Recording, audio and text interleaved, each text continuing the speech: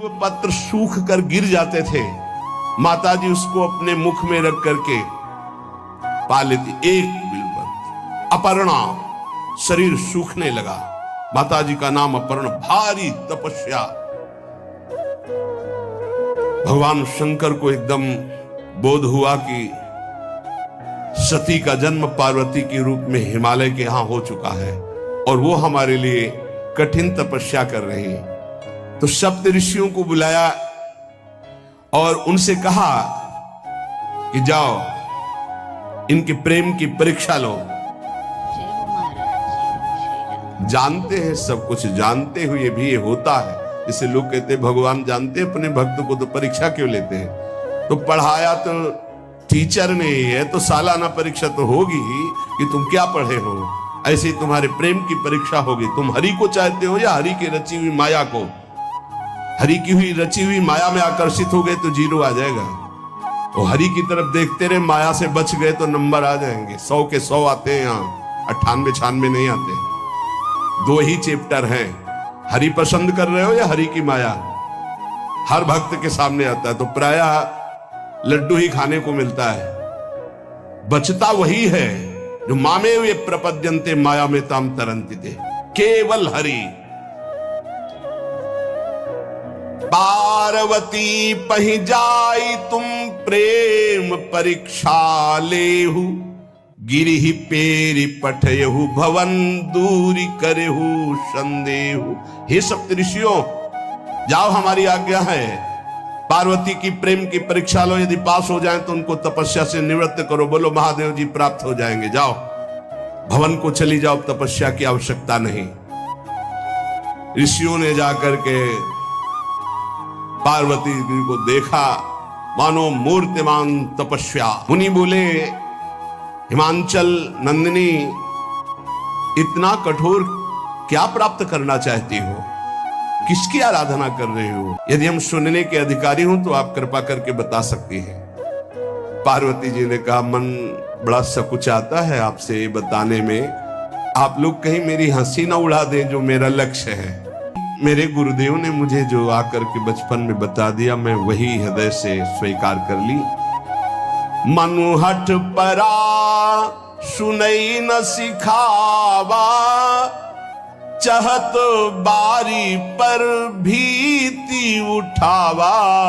नारद कहा सत्य सुई जाना, बिनु पंखन हम चाहि उड़ाना। मुनियो, वैसे आप भी हंस दोगे। ऐसा लगता है जैसे हम भारी प्रबल धारा में बालू का बांध बनाना चाहती हैं। कहां भगवान शिव और कहां मैं। मेरी गुरुदेव नारद ने बचपन में आकर के कहा, तुम्हारे पति देवाधिदेव महादेव होंगे। बस मैं तब से अपने पति की प्राप्ति की आराधना कर रही हूं। पता नहीं आप मेरी बात सुनकर हंसेंगे कि मानो बिना पंख के मैं आकाश को छूना चाहती हूं। ऋषि हंस पड़े और कहा, बात तो सही है। पर्वत से उत्पन्न हुई हो तो इसलिए तुम्हारी बुद्धि भी हमें लगता है जड़ ही है। नारद के उपदेश से आज तक किसी का घर बसा है? अरे जिस जिसका उपदेश किया उसको बैरागी बना दिया, गृहस्थी तो बनाया नहीं। दक्ष के पुत्रों को उपदेश किया, 10,000 को 1,000 लौट कर नहीं आए, सब बैरागी बन गए। चित्रकेतु को उपदेश किया, घर चौपट हो गया। प्रहलाद जी को उपदेश किया, पूरा हिरण्यकश्यप का नाश हो गया। नारद सीख जे सुनहि नर नारी, अवसी होई तजी भवनु भिखारी।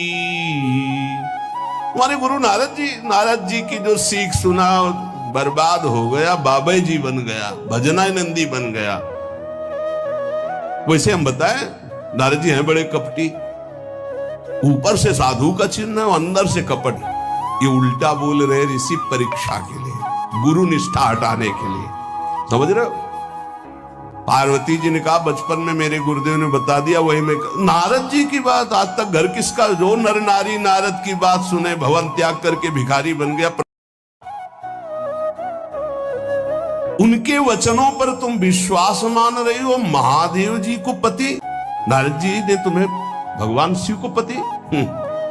बिल्कुल निर्गुण समझो। निर्गुण को बता, दूसरा भी अर्थ होता है और एक अर्थ होता है कि कोई गुण नहीं, नीलाज, नंगे धड़ंगे घूमते कभी कभी, दिगंबर, कोई लज्जा नहीं, कुबेश, भाई सुंदर मुकुट लगाए हो, पोशाक पहने हो, नहीं, चिता की भस्म लगाए, मुंडों की माला पहने, बहुत बाघंबर डाल लिया, ये कुबेश है।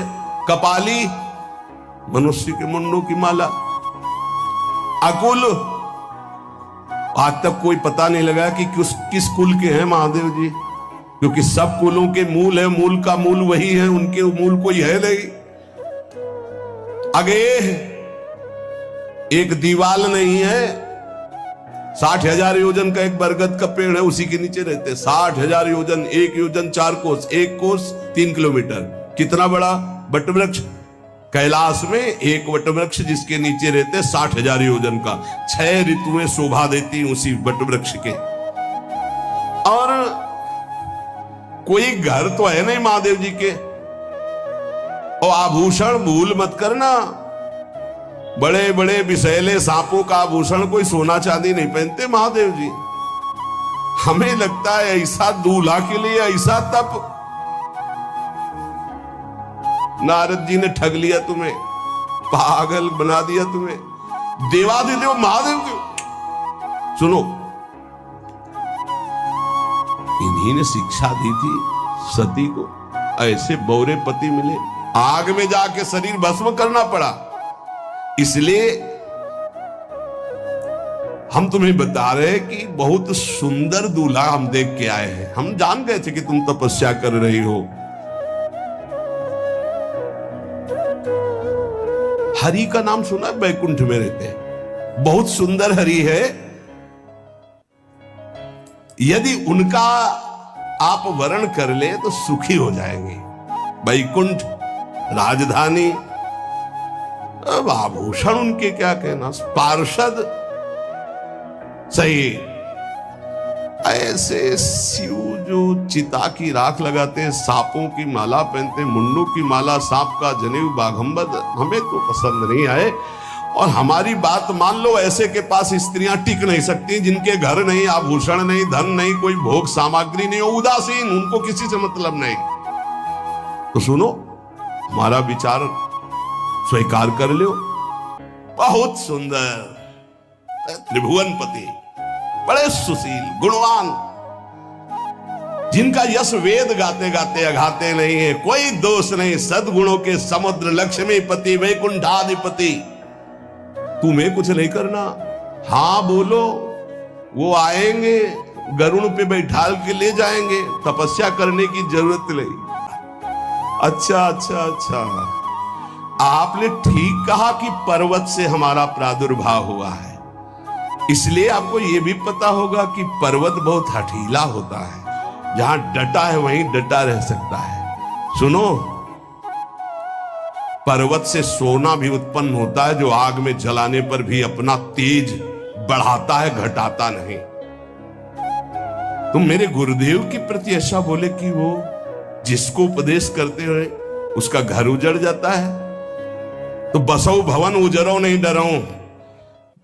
पर नारद बचन न मैं परिहरऊं, अपने गुरुदेव के एक भी शब्द को मैं नहीं काट सकती, चाहे मेरा जीवन रहे या ना रहे। बसन हमारा और हमारा भवन, हमारा श्रृंगार, हमारा सर्वस्व, ये मिले या ना मिले, पर हमारे महादेव जी मुझे मिले। तुम आभूषणों की, वसन भूषण की बात कर रहे हो, ग्रह की बात कर रहे हो, पद की बात कर रहे हो। गुरु के बचन प्रतीति न जेहि, सपने हूं सुगम ना सुख सिद्धि तेहि।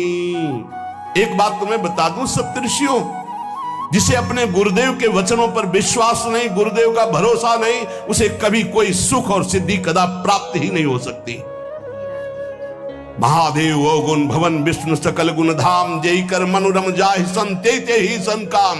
आपने बताया कि महादेव में कोई गुण नहीं है, और विष्णु समस्त सद्गुणों के धाम है, मैं मानती हूं, लेकिन मेरा मन महादेव जी से रम गया है। अब तो केवल महादेव जी। पहले मिलते हो सलाह करते तो तुम्हारी बात सुनती, अब तो गुरुदेव नारद जी ने जो उपदेश किया वही मैं करूंगी। अब मैं जन्म संभुहित हारा को गुण दूषण करे विचार। करोड़ जन्म लूंगी, अगर इस जन्म में महादेव जी ने मिले तो करोड़ जन्म लूंगी, हर जन्म तब करूंगी, पर हमारे प्रीतम होंगे महादेव, पति होंगे महादेव। तजऊ न नारद कर उपदेशु, आपु कहीं सत बार महेशु। हजार बार आकर के, सैकड़ों बार आकर महादेव जी भी कहें कि अपने गुरुदेव के वचन छोड़ दो, तो मैं अपने गुरुदेव के वचनों का त्याग करने वाली नहीं। आप जा सकते हैं, बहुत जगत में कुंवारी कन्याएं और कुंवारे वर हैं, उनका ब्याह करा दीजिए। मेरी तो केवल एक ही बात रहेगी, हर जन्म महादेव जी के लिए। समस्त सप्तऋषियों ने साष्टांग दंडवत की और कहा, जगदम्बा आप नित्य शिव की अर्धांगिनी, भगवान शिव ने ही मुझे भेजा था आपकी परीक्षा के लिए। जाओ, भगवान शिव सब जान रहे हैं, ब्याह पक्का, अब आपको तप करने की जरूरत नहीं है। तुम माया भगवान शिव, सकल जगत पितुमात, नाई चरण सिर मुनि चले, पुनि पुनि हर्षत गात। प्रणाम करके सप्तऋषि गए हिमांचल से, कहा सादर अपनी कन्या को लिवा लाओ और ब्याह की तैयारियां शुरू करो।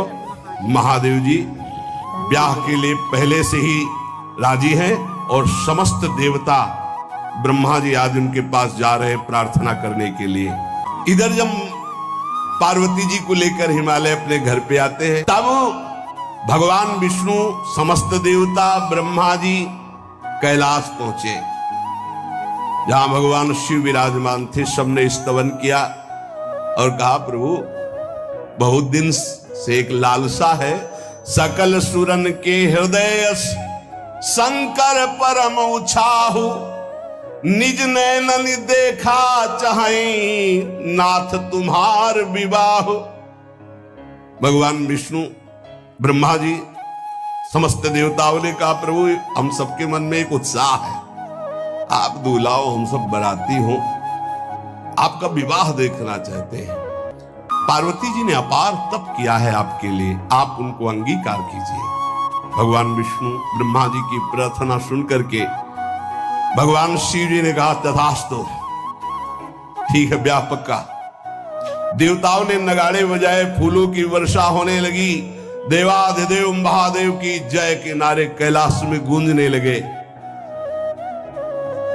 सप्तऋषि भगवान शिव के पास आए, कहा, प्रभु बड़ी अनन्य है पार्वती जी आपकी, अखंड प्रेम है, हमने बड़ा छल करके उपदेश किया, लेकिन उन्होंने कहा कि मैं नारद जी का उपदेश नहीं त्याग सकती, करोड़ों जन्म लूंगी और हर जन्म महादेव जी के लिए।